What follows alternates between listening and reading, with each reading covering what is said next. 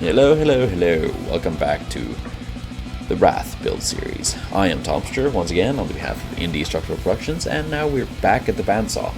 I believe I am cutting off the excess from the headstock, because it was fairly chunky.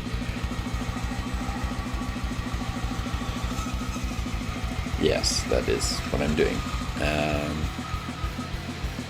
Also at this point I think I'm cutting out a rough volute and working out the rough shape of things.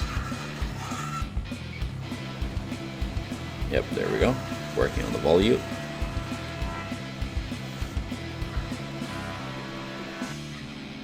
And then I head on over to pick up a router and my template and begin routing out my truss rod cavity.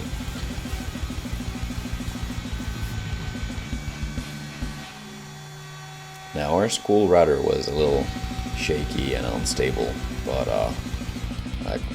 I learned from the past and was extremely careful, not taking too much at a time. Be mindful of the fact that you don't actually go ahead and just dig out the entire truss rod cavity with one pass, because that is a lost the clamp right there. That is a no-go. What you want to do is take very, very little and work your way down. Here I'm checking with the caliper to see how close I'm getting. Still a little ways to go, but getting there.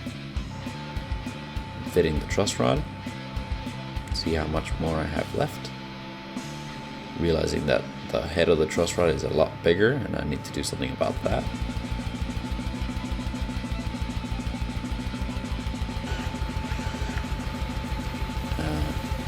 Yeah, this is me drilling out the truss rod access.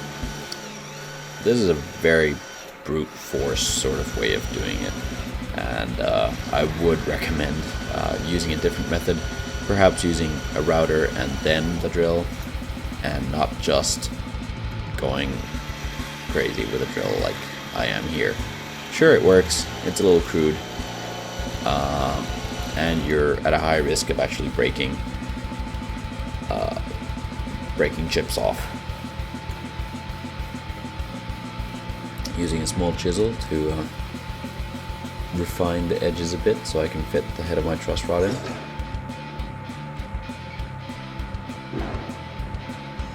Like so. A little bit of adjustment left to go. And ready to glue on the fretboard. Now unfortunately my camera cut out at this point, so you don't see any of it. Sorry about that. With the fretboard in place, time to cut away the excess from the neck. This is rather unnecessary, really, when it comes down to it. You can just as easily start carving away and shape your neck instead of doing this, because this usually means that you make the neck a little too thin, which I was at a risk of already. But this guitar was always destined to have a wizard neck, so I got close to that. Just remember that when you're doing this yourself, if you do this yourself, that or if you build a neck by yourself, you don't necessarily need to do that phase. Then I break out my old trusty spoke shave. It's very interesting to watch all these old videos because I have changed the way I work a whole lot from, I mean, this works. I mean, sure, yeah, but this was well before I went anywhere near working at Crimson Guitars for my work placement practice for school, and yeah, I still had a lot to learn.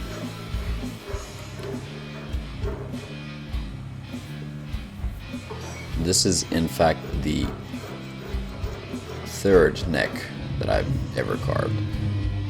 The first one was the first Wrath neck. The second was the Monolith neck, which turned out pretty damn good. And now this one. And sanding everything down.